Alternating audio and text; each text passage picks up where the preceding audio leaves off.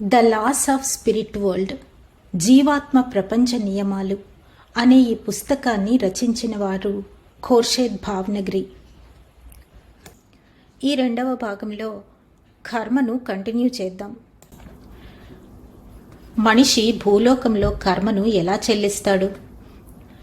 కర్మను ఎలా చెల్లించాలో చెప్పే మార్గదర్శక సూత్రాలు. 1. సమస్యను అంగీకరించండి. అడ్డంకి ఏదైనా సరే దాని నుంచి పారిపోవద్దు. 2. పరిస్థితిని మార్చాలని నిజాయితీగా హృదయపూర్వకంగా అనుకుంటూ ప్రయత్నించాలి. 3. మీ ఎదుగుదల కోసం మీరే ఆత్మలోకంలో దీనిని కోరుకున్నారని అర్థం చేసుకోండి. లేదా వర్తమాన జీవితంలో మీరు ఎంచుకున్న అవకాశాన్ని బట్టి ఈ ఫలితం వచ్చిందని అనుకోండి. పరీక్షించడం, శిక్షణనివ్వడం మీరు బాగుపడడానికి సహాయం చేసే అవకాశాలు. ఇలా ఎందుకు జరుగుతుందో తెలిసినప్పుడు ప్రతిఘటన అంతగా ఉండదు. అంతేకాకుండా సమస్యల గురించి మీరు చెడుగా కూడా అనుకోరు. 4. ప్రతి అడ్డంకిని పరీక్షగా అనుకోండి. పరీక్ష తప్పితే మళ్లీ మళ్లీ అదే పరీక్ష ఎదురవుతుంది, మరింత కష్టతరమవుతుంది. 5. ఆశావాహకంగా ఉండండి. దేవుడిని నమ్మండి, ప్రార్థించండి, శక్తిని వివేకాన్ని ఇవ్వమని కోరండి. 6. మరింత కర్మను పోగు చేసుకోవద్దు, వివేకంతో ప్రవర్తించండి.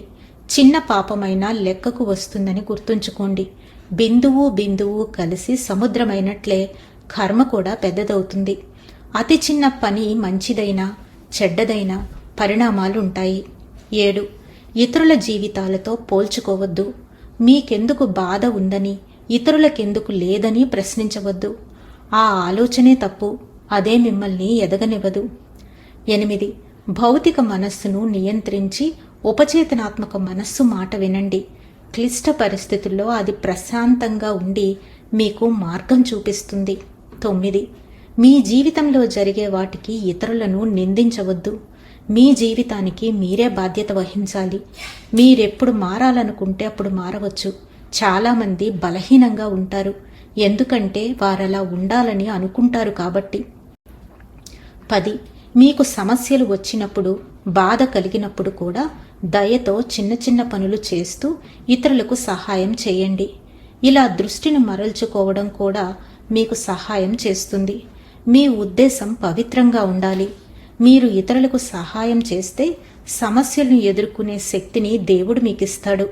సమస్యలు సులభంగా తీరడమే కాకుండా సహాయం చేసిన వారి ఆశీస్సులు కూడా మీకు లభిస్తాయి. 11. పని చేయండి. శక్తి వంచన లేకుండా చేసి మిగిలింది దేవుడికి వదిలేయండి. చెడు కర్మను సృష్టించేవి ఏవి? 1. మిమ్మల్ని మీరు బాధించుకునడం.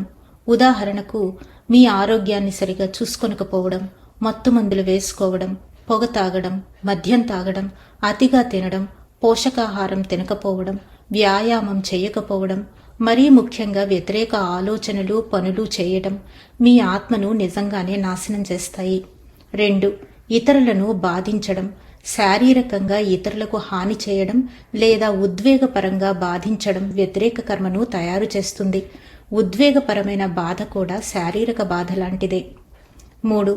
పరిస్థితులకు సంబంధించిన వాస్తవాన్ని అంగీకరించకుండా, వాటిని ఎదుర్కొనకుండా సమస్యల పరిష్కారానికి తగిన విధంగా కృషి చేయకపోవడం.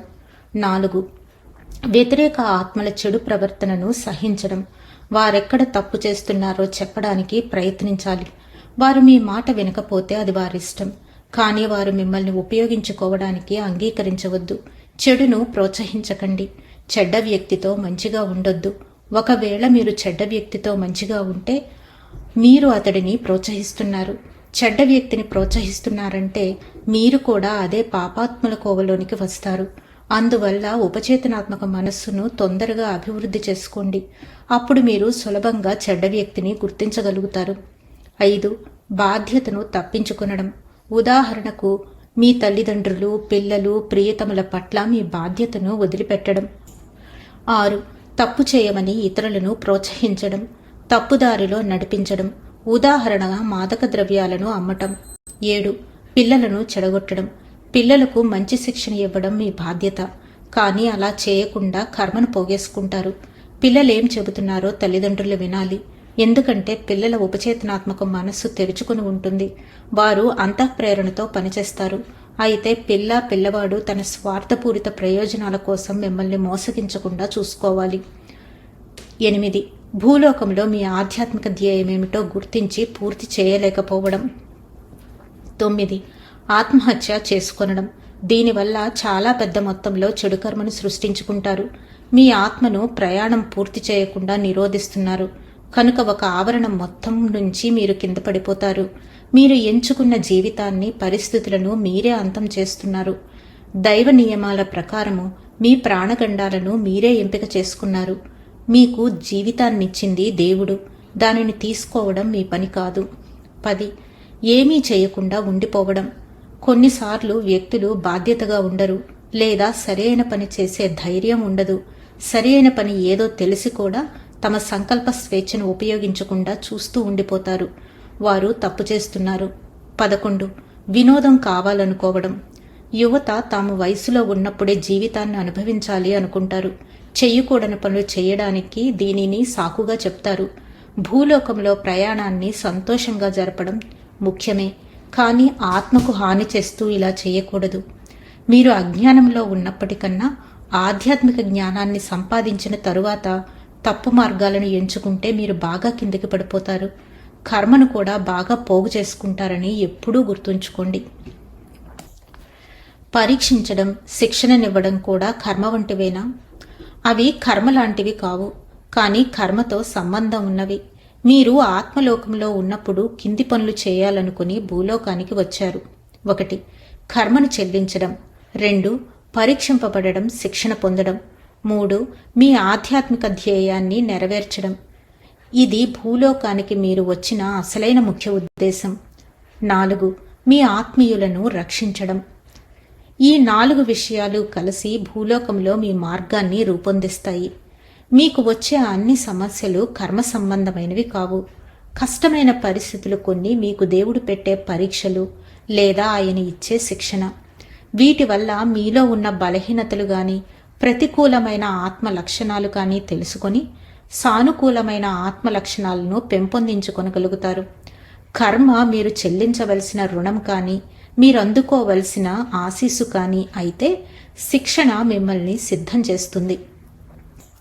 ఇది మీరు ఒక నిర్దిష్ట పరీక్ష పాసు కావడానికి తయారయ్యేందుకు ఎంచుకున్న మార్గం.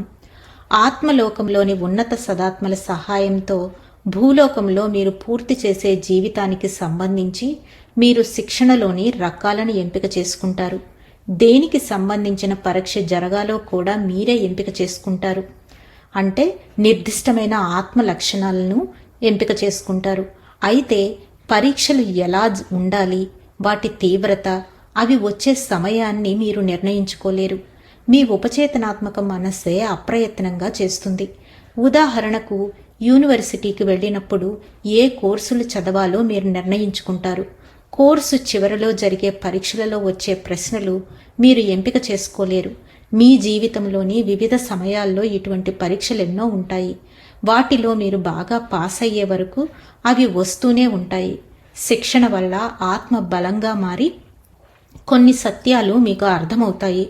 శిక్షణ వల్ల మీ ఆత్మకు అత్యవసరంగా కావలసిన కొన్ని అర్హతలు లభించి పరీక్షలు పాస్ అయ్యి మీ ధ్యేయం పూర్తవుతుంది. క్రమంగా వచ్చే కొన్ని పరిస్థితుల రూపంలో శిక్షణ ఉంటుంది. వీటిని మీరు భరించవలసి ఉంటుంది. ఇవి మీకు నేర్చుకొనడానికి, ఎదగడానికి దోహదపడతాయి. మీ ఆత్మకున్న అవసరాల దృష్ట్యా మీరు ఎంపిక చేసుకున్న దానిని బట్టి శిక్షణ పలు రూపాలలో ఉంటుంది. అప్పుడు మీరు ఈ సత్యాలను గాని, పాఠాలను గాని నేర్చుకున్నారా లేదా అని, ఇవి మీ సత్తాలోని భాగమయ్యాయా లేవా అని పరీక్షించడం జరుగుతుంది. మీరు ఆధ్యాత్మిక పాఠాలను నేర్చుకున్నారా లేదా అని పరీక్షించడానికి పరీక్షలు ఉంటాయి. మీరు ఒక పాఠం నేర్చుకుంటే పరీక్ష మళ్ళీ జరగదు. ఒక నిర్దిష్ట పరిస్థితిని మీరు అనుభవించి దానికి అతీతంగా ఉన్నారు అంటే ఆ సంఘర్షణకు ఉన్న ఉన్నత ప్రయోజనాన్ని మీరు అర్థం చేసుకున్నారన్నమాట. మీ విజయానికి మీరు గర్విస్తున్నారనుకుందాము. మీకు అపజయం కలిగే పరిస్థితులు మీ శిక్షణగా కూడా మీరు అనుభవిస్తారు. ఈ అపజయం స్వభావాన్ని మీరు అర్థం చేసుకుంటే కనుక, అంటే మీకు వినయం నేర్పడానికి, అణుకువగా ఉండడం నేర్పడానికి ఇది వచ్చింది. ఈ పాఠం మీరు నేర్చుకుంటే మీరు పరీక్ష పాస్ అయినట్లే. మీరు ప్రతికూల ఆత్మలక్షణమైన గర్వం స్థానంలో సానుకూల ఆత్మలక్షణాన్ని పొందుతారు. ఈ మార్పు హృదయపూర్వకంగా జరిగితే మీరు నిజంగా పరీక్ష పాస్ అయినట్లే. మీ ఆత్మకు శిక్షణ ఎలా ఇవ్వడం జరుగుతుంది. మీరు ఆధ్యాత్మికంగా ఉన్నతంగా ఎదుగుతున్న కొద్దీ మీ శిక్షణ కూడా ఉన్నత స్వభావం కలిగి ఉంటుంది. మీకు ఆత్మలోకం నుంచి అదనంగా సహాయం అందుతుంది. మీ నైతిక బలాన్ని నిర్ణయించటానికి కూడా మీకు పరీక్షలుంటాయి. నైతికంగా తప్పని తెలిసినా సులభమైన మార్గాన్ని ఎంపిక చేసుకున్నారా, లేక కష్టమైనదైన సరైన మార్గాన్ని ఎంపిక చేసుకుంటారా? కర్మ, పరీక్ష, శిక్షణ ఒకదానిట్లో ఒకటి సంబంధం ఉంటాయి, కానీ అన్నీ ఒకటి కావు. తాత్పర్యం ఏమిటంటే ఏ పరిస్థితి వచ్చినా ధైర్యంగా చిరునవ్వుతో ఎదుర్కోండి, కానీ ఎల్లవేళలా జాగృతంగా ఉండండి. మీరసలు ఊహించని పరిస్థితుల్లోనే పరీక్షలు వస్తాయి. ఆధ్యాత్మిక పరీక్ష అనుకోకుండా పెట్టే పరీక్ష. ఆధ్యాత్మిక పాఠాలు నిజంగా నేర్చుకున్నారా లేదా అని మీరు ఖచ్చితంగా తెలుసుకునే మార్గం ఇది. ఆధ్యాత్మికంగా జాగృతంగా ఉండడానికి ఉపచేతనాత్మక మనస్సు ద్వారా పనిచేయండి. అప్పుడు సహజంగానే సరైన పని చేస్తారు. ఒక ఆధ్యాత్మిక పరీక్ష ఎదురైతే దానిని ఎదుర్కొనడానికి భౌతిక మనస్సును ఉపయోగించి పరిష్కరించుకోవాలంటే కుదరదు. ఒకవేళ మీరు భౌతిక మనస్సును ఉపయోగించినట్లయితే పూర్తిగా అపజయం పాలవుతారు. ఒక పరీక్ష వచ్చినప్పుడు భయంతో కదలలేని స్థితిలో ఉండవచ్చు, లేదా కోపం, విసుగు కలగవచ్చు. అలా జరిగిన క్షణంలో ఉపచేతనాత్మక మనస్సుతో సంబంధం తెగిపోయి మీరు తప్పుదారి పడతారు. మీరు భౌతిక మనస్సు అనే తప్పు ఆయుధాన్ని ప్రేరేపించారు. ఆరంభం భౌతిక మనస్సును ప్రేరేపించడం ద్వారా జరిగింది. తప్పు ఆయుధాన్ని ప్రేరేపించారు కనుక దానిని ఉపయోగిస్తుంటారు. చివరికి పరీక్షలో తప్పిన తరువాత మీరేం చేశారో మీకు తెలుస్తుంది. ఒక పరీక్ష తప్పితే అది మళ్ళీ మీకు ఎదురవుతుంది. అది ఎప్పుడూ మరింత కఠినంగానే ఉంటుంది. నేర్చుకోవాల్సిన పాఠం ఒకటే, కానీ పరీక్ష మరో రూపంలో వస్తుంది. ఆధ్యాత్మిక పరీక్ష ఇలా అనుకోకుండా ఎదురయ్యే పరీక్ష. మీరు పాఠం నేర్చుకునే వరకు ఒకేలాంటి సమస్యలు మళ్లీ మళ్లీ వస్తూనే ఉంటాయి, వాటిని మీరు అధిగమించే వరకు. మరొక నియమం ఏమిటంటే, మీరు ఆధ్యాత్మికంగా ఎంత ఉన్నత స్థితికి చేరితే మీ పరీక్షలు అంత కఠినంగా ఉంటాయి. స్కూల్లో తరగతి పెరిగిన కొద్దీ పరీక్షలు కష్టమైన విధంగా మీకు ఆధ్యాత్మిక జ్ఞానం ఉండి కూడా సమస్యల నుంచి పారిపోతే మీరు వేగంగా కింద పడిపోతారు. పారిపోవడానికి భయమో అహమో కారణం ఏదైనా కావచ్చు. ఆధ్యాత్మిక నియమం ఏమిటంటే, మీకు జ్ఞానం ఉంటే కర్మను బాగా అంగీకరించవలసిన బాధ్యత ఉంది. శిక్షణ పొందాలి. ఆధ్యాత్మిక పరీక్షలు పాస్ అవ్వాలి. భూలోకంలో అద్భుతమైన జ్ఞానం ఉన్న వ్యక్తులు చాలామంది ఉన్నారు, కానీ వీరు కింద ఆవరణలో ఉన్నారు. వారికి జ్ఞానం ఉన్నా బాగుపడడానికి వారు ఆ జ్ఞానాన్ని ఉపయోగించడం లేదు. వారు తప్పుదారిలో ఉంటే వారు తమ జ్ఞానాన్ని ఇతరులతో పంచుకున్నా సరే వారిని ఏదీ రక్షించలేదు. అందువల్ల ఆధ్యాత్మిక జ్ఞానం మిమ్మల్ని మరింత కిందికి పడివేయగలదు. జ్ఞానం ఉండి కూడా తప్పులు చేస్తున్నారంటే ఆధ్యాత్మిక నియమాలను పూర్తిగా అగౌరవపరుస్తున్నట్లే. మీ కర్మ రుణం కూడా పెరిగిపోతుంది. ఒకేలాంటి తప్పులు చేసిన ఇద్దరు వ్యక్తులు కిందకి పడిపోవడంలో తేడా ఉండవచ్చు. ఎక్కువ జ్ఞానం ఉన్న వ్యక్తి ఆధ్యాత్మికంగా మరింత కిందకి పడిపోయి మరింత చెడు కర్మను సృష్టించుకుంటాడు. ధన్యవాదాలు మాస్టర్స్. కర్మలోని మిగిలిన భాగాన్ని రేపు కంటిన్యూ చేద్దాం. అంతవరకు సెలవు తీసుకుంటూ పద్మజ.